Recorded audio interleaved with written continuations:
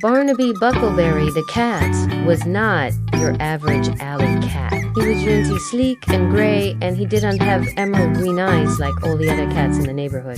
Barnaby was ginger, had big green eyes, and a very long tail with a pointy end. And it wasn't just his looks that made him different. Barnaby was also brave. He wasn't afraid of loud noises or strange dogs. In fact, there was nothing that scared Barnaby except one thing, and that was the giant clock tower at the edge of town. Now, every cat in the neighborhood hated the clock tower. It was big and made of stone, and it had this really loud bell inside. Every single day at noon, someone would come and ring the bell and make the loudest noise imaginable, and all the cats in the neighborhood hated it. But Barnaby didn't hate the sound. You know what? He was kind of curious about it. He wanted to know who was making the noise and why. One day, while playing with his best friend, Patches the dog, Barnaby decided he'd had enough of being scared. "I'm going to find out who's behind that horrible noise," he said to Patches. "You're crazy. You know that, right?" said Patches. But Barnaby didn't listen. He was already off and running towards the clock tower.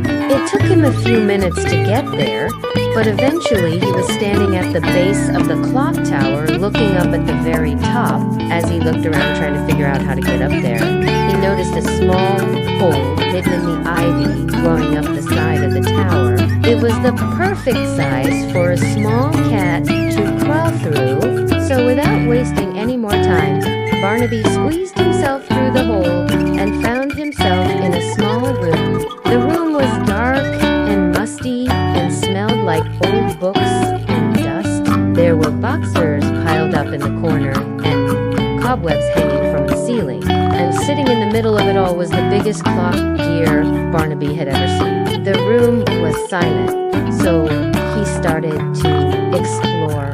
As he walked past the boxers, he heard a small voice say, "Who's that?" Startled, Barnaby jumped back and then saw the funniest thing. Sitting on top of a box was a little mouse wearing a nightgown and a bonnet. "Oh, I'm sorry," said the mouse. "I didn't mean to startle you. I'm Matilda. Who are you?" "I'm Barnaby," he replied, "and I came here to find out who rings the bell at noon every day." "Oh, that," said Matilda. "That's old Tom. He comes in every morning to wind the clock and then rings the bell to see if it's working. He does it to make sure the townspeople tell the correct time. But why does it have to be so loud?" asked Barnaby. "Well," said Matilda, "you see, old Tom isn't very good at his job. He is clumsy and knocks things over and loses his tools and Ian seemed to get anything right. So the bell ringer gets very frustrated and yells at him. At that moment, they heard a loud crash from the next room and then a very angry voice yelling, "Blast it, old Tom. You've done it now. I'm never going to finish setting these clocks if you keep knocking things over." Barnaby and Matilda looked at each other and then back at the door. "I think we need to go see what's happening," said Barnaby. As they walked into the next room, they saw the most amazing thing. There were clocks everywhere, all different sizes and shapes, and they were all controlled by huge clock gears and springs. And sitting in the middle of it all was old Tom, a portly ginger cat just like Barnaby. But old Tom wasn't winding a clock or ringing a bell. Instead, he was chasing a screwdriver that was rolling across the floor. "Old Tom," said Barnaby, "why do you yell at him?" "Because he makes mistakes," said Matilda. "He knocked over those clocks and broke the glass on that one, and now the boss man is yelling at him." "Poor old Tom," said Barnaby. An idea was starting to form in his head. He went over to the pile of clocks and started looking through them. "Do you need any help?" he asked Old Tom. "Help?"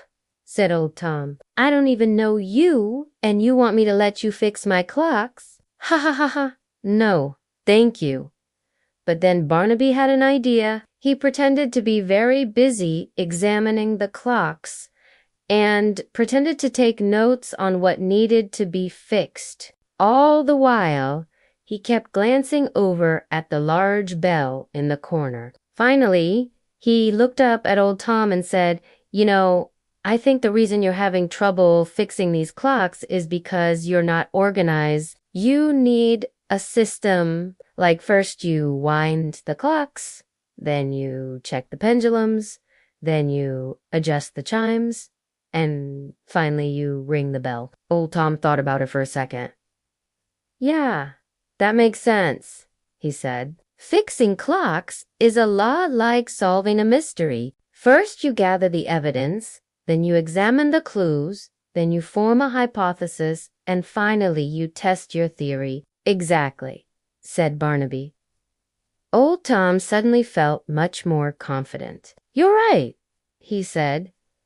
"Thank you for helping me." He got to work fixing the clocks, and Barnaby helped him until they were both finished. Then they wound the clocks, and Old Tom reached for the bell rope. But before he could ring it, Barnaby stopped him. "Let me ring the bell," he said. Old Tom handed him the rope, and Barnaby swung it back and forth, making the loudest noise he possibly could.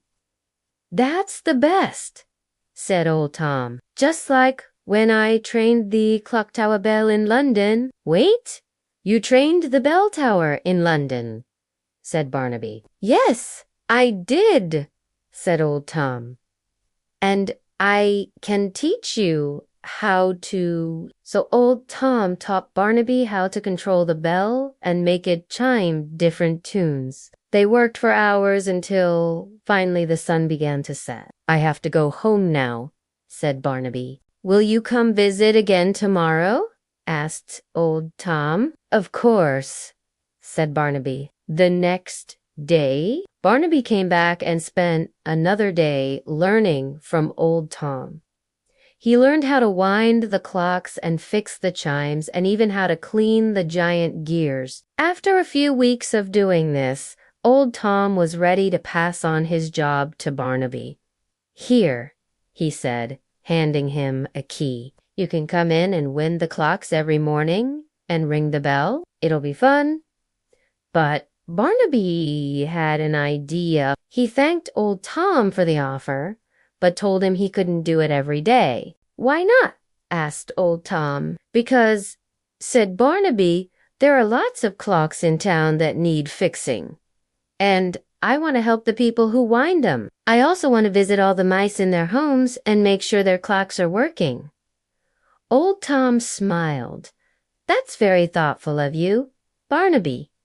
You're a good cat." So that's what Barnaby did every morning after he wound the clock tower and rang the bell.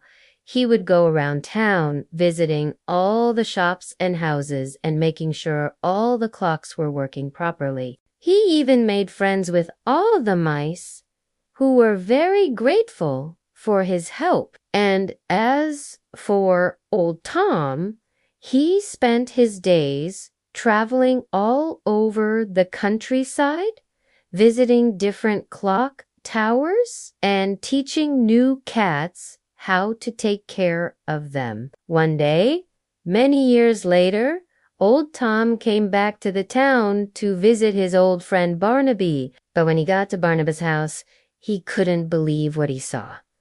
All the clocks on the wall had stopped working. "What happened?" he asked.